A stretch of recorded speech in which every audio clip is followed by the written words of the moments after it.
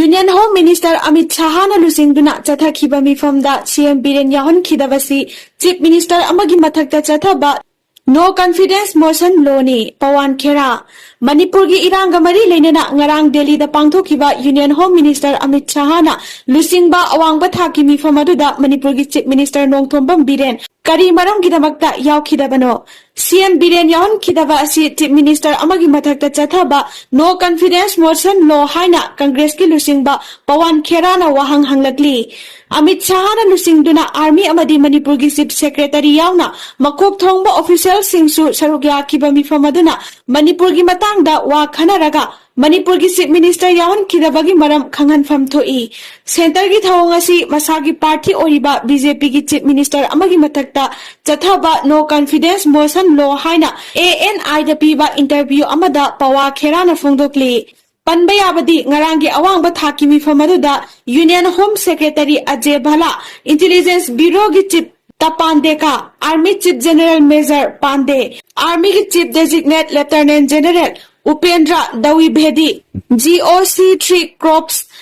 Haise Sahi Security Advisor to Manipur Kuldeep Singh Manipur gi Chief Secretary Binit Joshi Manipur gi DGP Rajiv Singh amadi Assam Rifles ki DGP Pradeep Chandra Nair na sarugya khibani KNFB ga NACN IM ga khuthokna bada IM gi captain yauna myoi taret sire India border ngamkhai maya da laiba Anglo Singsang da KNFB amadi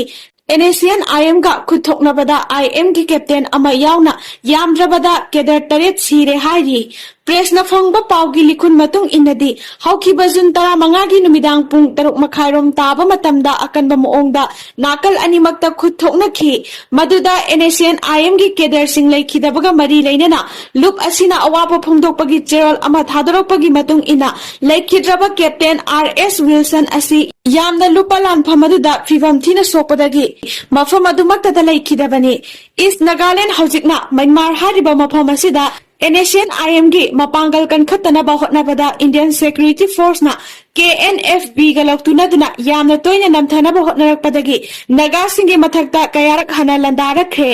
adubu naga gi ngamkhai ngaktuna ngasi fawba leptuna khongpham hongdana leiri haina cheral asina phongdorakli amaromda hojiksu Myanmar da Anglo amadi pankhom hariba mafam singda naga gi lanmi sing mikupna hum singna ngak sen bagi thabak chathaduna leiri hairi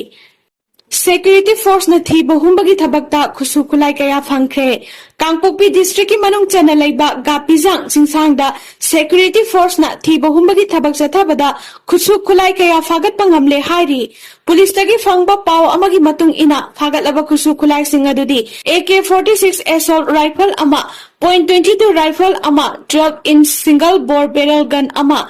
improvised projectile launch 2 Chinese hand grenade ama Country-made hand grenade 51mm mortar ama kapayariba nongmai maru tara mangani hairi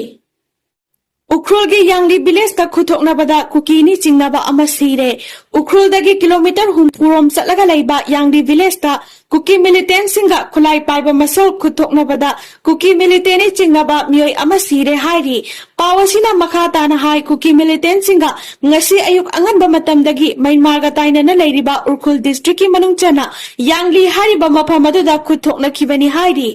Yangli hariba mafam asi Kamjong district asu nakna na leiriba mafam amani Kamjong district asida Myanmar dagi changsilakpa kuki refugee kaya Laisin khibadagi mafam adugi yelhomi singda awaba khudong chadaba kaya sumayoknare haina leingakta tongan ballup singna taksinduna laklibani